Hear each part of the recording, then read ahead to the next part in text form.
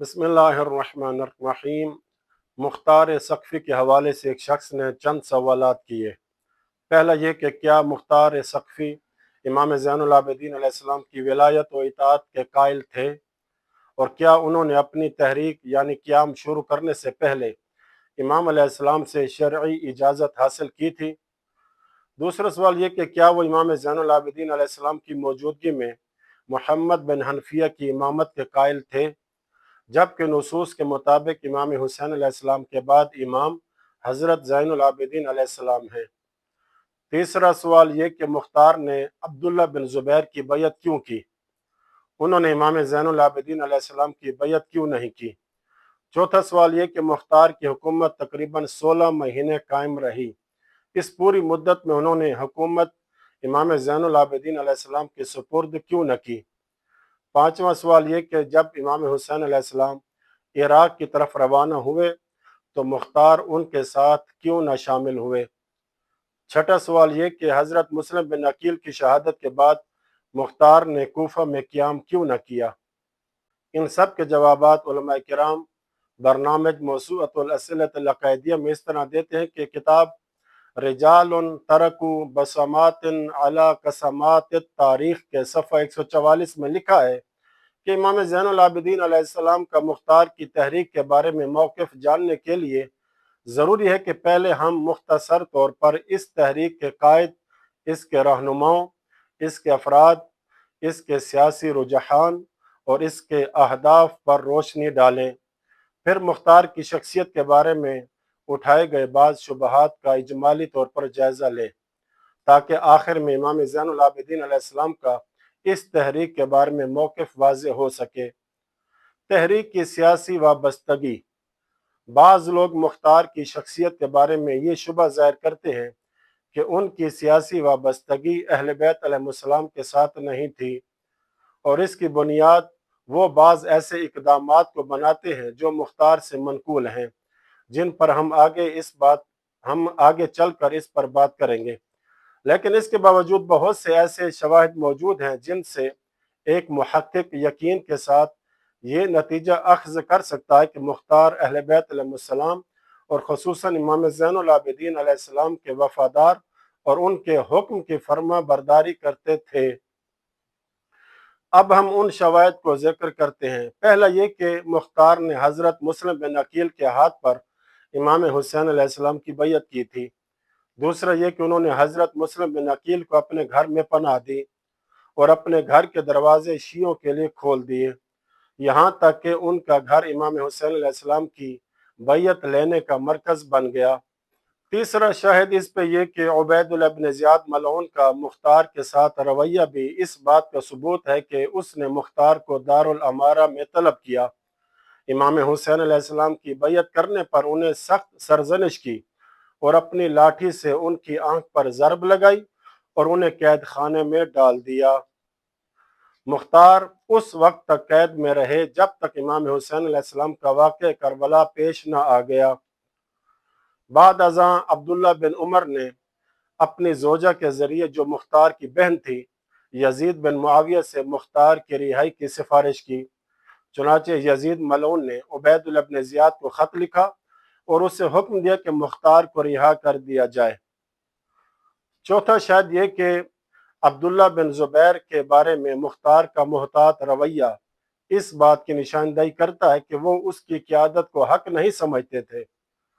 اور جب اس رویے کو اہل بیت علیہ السلام کے ساتھ ان کے تعلقات کے ساتھ ملا کر دیکھا جائے تو واضح ہوتا ہے کہ مختار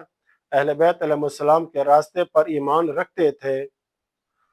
پانچواں یہ کہ جب عبداللہ بن زبیر نے محمد بن علی بن ابی طالب یعنی جناب محمد بن حنفیہ اور عبداللہ بن عباس کا محاصرہ کیا، اس لیے کہ انہوں نے اس کی بیعت سے انکار کر دیا تھا اور کہا تھا کہ سیاسی حالات واضح ہونے تک انتظار کیا جائے، تو ابن زبیر نے ان دونوں بزرگواروں کو محاصرے میں لے لیا اور بیعت کے لیے ایک مہلت مقرر کر دی۔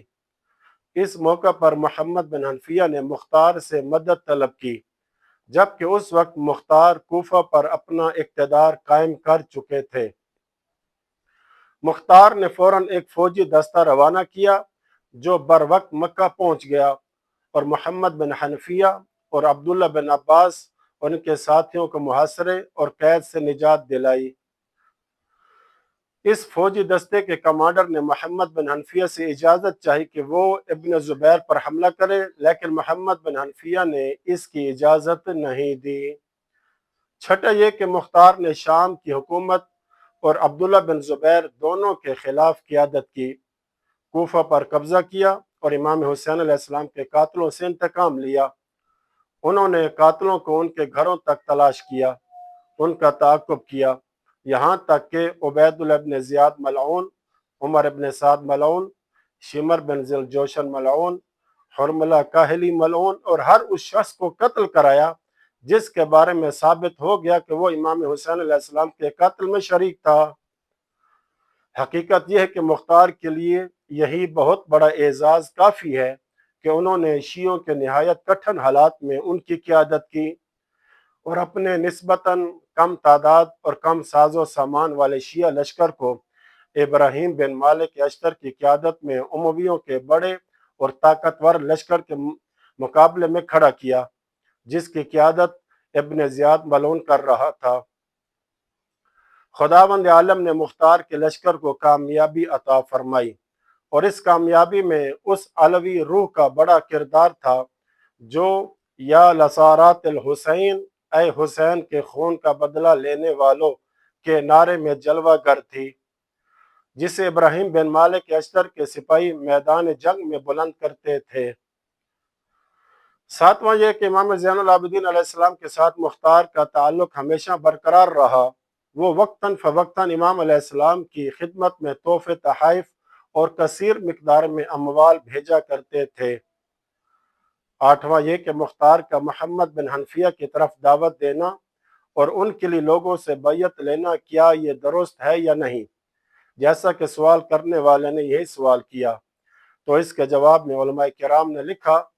کہ اس مخصوص مسئلے کے بارے میں کوئی روایت نقل نہیں ہوئی، البتہ جو روایات میں نقل ہوئی وہ یہ کہ محمد بن حنفیہ نے عبداللہ بن زبیر کے ساتھ پیش آنے والی اپنی مصیبت کے وقت مختار سے مدد طلب کی تھی۔ یہ بات اس امر کو ظاہر کرتی ہے کہ محمد بن حنفیہ نے مختار کو اپنی طرف دعوت دینے کے اقدام کے بارے میں کوئی منفی موقف اختیار نہیں کیا تھا، کیونکہ اگر وہ اس عمل کو ناپسند کرتے یا اس سے اختلاف رکھتے تو وہ ہرگز مختار سے مدد نہ مانگتے۔ اور یہ بات بھی واضح ہے کہ اگر یہ مان لیا جائے کہ محمد بن حنفیہ نے سیاسی میدان میں جو کردار ادا کیا وہ امام زین العابدین علیہ السلام کی ہدایت اور درخواست پر تھا، تو پھر مختار کا لوگوں کو محمد بن حنفیہ کی طرف دعوت دینا کسی اشکال کا باعث نہیں بنتا۔ اگرچہ شرعی اور برحق امام حضرت زین العابدین علیہ السلام ہی تھے، یہ تمام شواہد اس بات پر دلالت کرنے کے لیے کافی ہے کہ مختار کی سیاسی وفاداری امام زین العابدین علیہ السلام اور اہل بیت علیہ السلام کے اس راستے کے ساتھ تھی جس کی قیادت خود امام علیہ السلام فرما رہے تھے۔ اب اس بات کا جواب کہ مختار کا قیام امام زین العابدین کی اجازت موجود تھی یا امام علیہ السلام نے خود اس عمل یا اس انقلابی تحریک کا حکم دیا تھا، علماء کرام لکھتے ہیں کہ مختار کی تحریک کی شرعی حیثیت ثابت کرنے کے لیے کئی دلائل پیش کیے جا سکتے ہیں۔ ان چند دلائل کو ہم آپ سامعین کے سامنے پیش کرتے ہیں۔ پہلی دلیل یہ کہ امام زین العابدین علیہ السلام سے صادر ہونے والا ارشاد۔ امام زین العابدین علیہ السلام ایک خاص سیاسی حالات میں زندگی بسر کر رہے تھے۔ انہی حالات نے آپ کو اس بات پر آمادہ کیا کہ آپ سیاسی جدوجہد میں ایک مخصوص طرز عمل اختیار کریں جس میں آپ حکومت کے خلاف براہ راست سیاسی اقدامات سے اجتناب فرماتے تھے۔ لہٰذا ہم یہ توقع نہیں کر سکتے کہ ہمیں امام علیہ السلام کی طرف سے واضح ایسا فرمان ملے جس میں آپ نے اپنے ماننے والوں کو کوفہ میں مختار کی فوج میں شامل ہونے کی دعوت دیتے ہوں، کیونکہ یہ آپ کے اختیار کردہ سیاسی اسلوب کے خلاف تھا، بلکہ ہمیں ایسا بیان تلاش کرنا چاہیے جو ایک خاص حد تک مختار کے عمل کی تائید کرے اور اس کی تعریف پر مشتمل ہو۔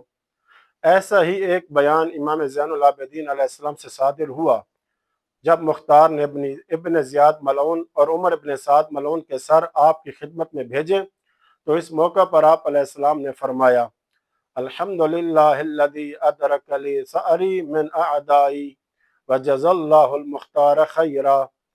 تمام تعریفیں اللہ کے لیے ہیں جس نے میرے دشمنوں سے میرا انتقام لے لیا اور اللہ مختار کو بہترین جزا عطا فرمائے۔ یہ ارشاد اس بات کی گواہی دیتا ہے کہ مختار کا عمل امام زین العابدین علیہ السلام کی رضامندی کے مطابق تھا۔ یہ نہیں کہا جا سکتا کہ امام علیہ السلام کی تعریف صرف ابن زیاد اور عمر ابن سعد کے قتل تک محدود تھی، کیونکہ مختار نے اپنے قیام میں صرف انہی دو افراد کو نہیں بلکہ امام حسین علیہ السلام کے تمام قاتلوں اور سانحہ کربلا میں شریک تمام افراد کا تعاقب کیا تھا۔ لہٰذا یہ کہنا درست نہیں کہ شمر بن ذوالجوشن، حرملہ بن کاہل یا دوسرے ایسے افراد کے قتل جن کے سر مختار نے مدینہ نہیں بھیجے تھے امام زین العابدین علیہ السلام کی رضامندی کے مطابق نہیں تھا۔ اسی طرح مختار نے اموی حکومت کے خلاف بھی جدوجہد کی، کیونکہ وہی حکومت سانحہ کربلا کی اصل منصوبہ ساز اور بنیادی ذمہ دار تھی۔ اس لیے لازماً اموی حکومت کے خلاف مختار کی جدوجہد بھی امام علیہ السلام کی رضا اور ان کی طرف سے مختار کی تعریف میں شامل تھی۔ دوسری دلیل امام محمد باقر علیہ السلام سے صادر ہونے والا ارشاد۔ عبداللہ بن شریک روایت کرتے ہیں کہ دخلنا علی ابی جعفر یوم النحر وہو متکئ، ہم عید الاضحیٰ کے دن امام محمد باقر علیہ السلام کی خدمت میں حاضر ہوئے، آپ تکیہ لگائے ہوئے تشریف فرما تھے جبکہ آپ نے حجام کو بلوایا ہوا تھا۔ میں آپ کے سامنے بیٹھا ہوا تھا کہ اسی دوران کوفہ کے ایک بزرگ شخص اندر آئے، انہوں نے امام علیہ السلام کا ہاتھ چومنے کے لیے آگے بڑھے، لیکن امام علیہ السلام نے انہیں اس سے روک دیا۔